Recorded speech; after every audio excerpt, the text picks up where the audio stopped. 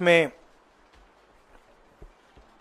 हमने कहा था कि कास्ट सेंसस को हम करवा के छोड़ेंगे,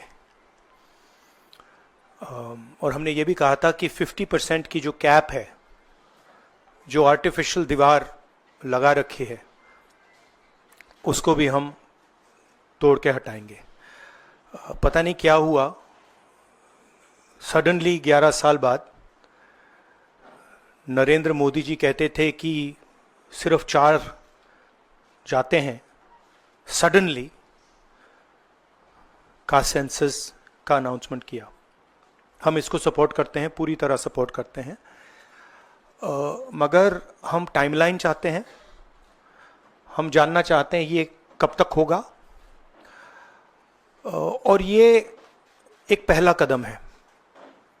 तेलंगाना एक मॉडल बना है कास्ट सेंसस के लिए, और वो ब्लूप्रिंट बन सकती है।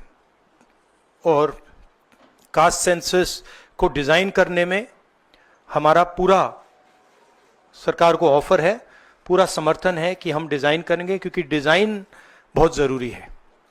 क्योंकि 2 एग्जाम्पल्स हैं, एक बिहार का डिज़ाइन है, दूसरा तेलंगाना का डिज़ाइन है, उसमें ज़मीन आसमान का फ़र्क है। और मैं दोहराना चाहता हूं कि कास्ट सेंसस पहला कदम है। हमारा जो विजन है, एक बिल्कुल नया डेवलपमेंट का, विकास का पैराडाइम हम कास्ट सेंसस के माध्यम से लाना चाहते हैं। सिर्फ रिजर्वेशंस नहीं, मगर हम सेंट्रल सवाल पूछ रहे हैं कि चाहे ओबीसीज हों, दलित्स हों, आदिवासी हों, उनकी देश में कितनी भागीदारी है।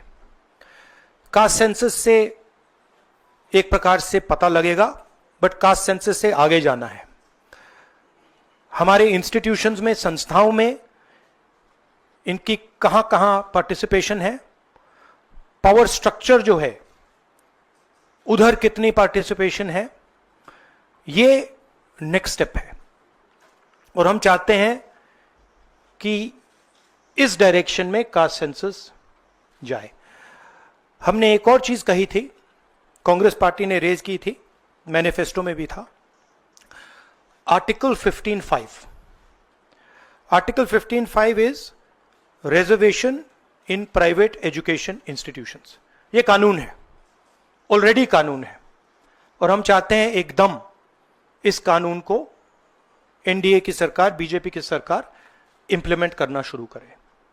सेंसस को डिले किया है और अपोज किया था, हम इसको वेलकम करते हैं, ये हमारा विजन है, इन्होंने अडॉप्ट किया, बहुत अच्छा।